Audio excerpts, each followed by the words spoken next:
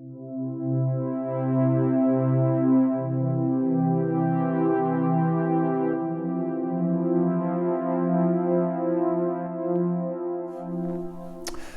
some thoughts for today, the first Sunday of Advent.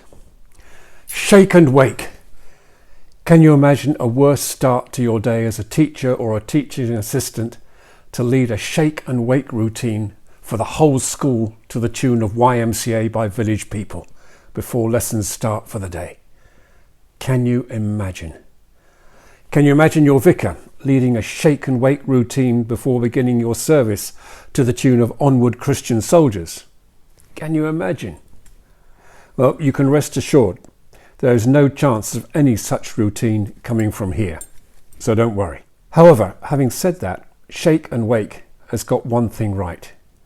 We do need to be awake, alert and alive to what is going on, whether at school, at home or anywhere.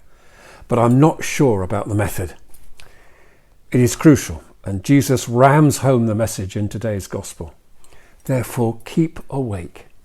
And what I say to you, I say to all, keep awake. It's interesting, isn't it, that here we are at the beginning of the church's year, and the message is keep awake. And right at the end of Jesus' life in the Garden of Gethsemane, he goes to pray quietly. When he comes back to his disciples and finds them sleeping, you can hear the anguish and the hurt in his voice when he says, "Could you not keep awake with me for 1 hour?" Being awake. It is a recurring theme in the gospel and in the parables. Remember the foolish bridesmaids who cannot keep awake and so miss the bridal feast. It is a theme that does not always mean that people are literally asleep, but Jesus does want us to go through life with our eyes open. The trouble is, said Jesus, that our eyes are open, but we do not see.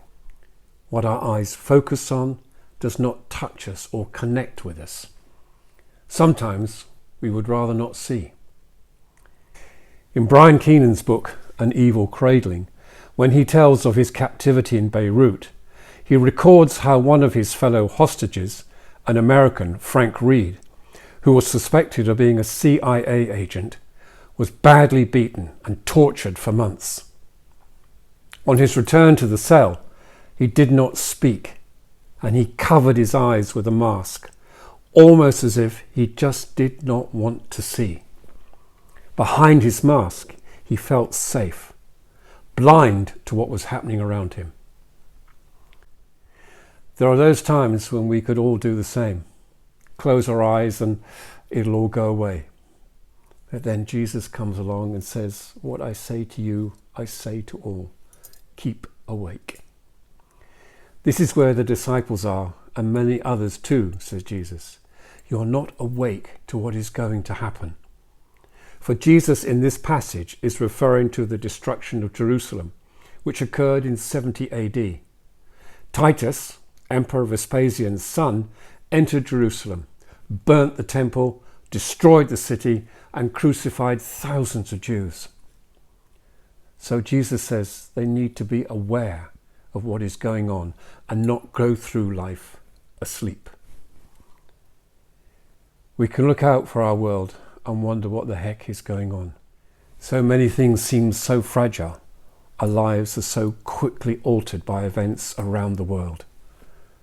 The devastating pandemic, the hurricane that ripped through Latin America, the threat to democracy in the USA, the laws imprisoning Hong Kong, and what is happening in Venezuela, in Yemen or in Nigeria.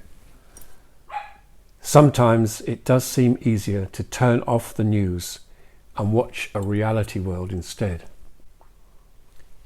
No, says Jesus, please stay awake. God in Jesus wants us too to be alive to what is happening around us, to bring it to him in prayer, to be involved in what is going on, and then to interrupt normal life and say, there is another way. So please try and stay awake. Remember too the beautiful words of Psalm 121, where we have a God who watches over us and will not be asleep. He will neither slumber nor sleep. So in all we are, in all we do, our God is constantly looking out for us. His eyes, his heart is forever focused on us. Sometime for us, the blindfold is easier. But those who are crying, those who are hurting, those who are lost, plead to us to stay awake and ask, are you looking out for us? God and Jesus and those in need ask us to see with eyes wide open, not eyes wide shut. Please stay awake.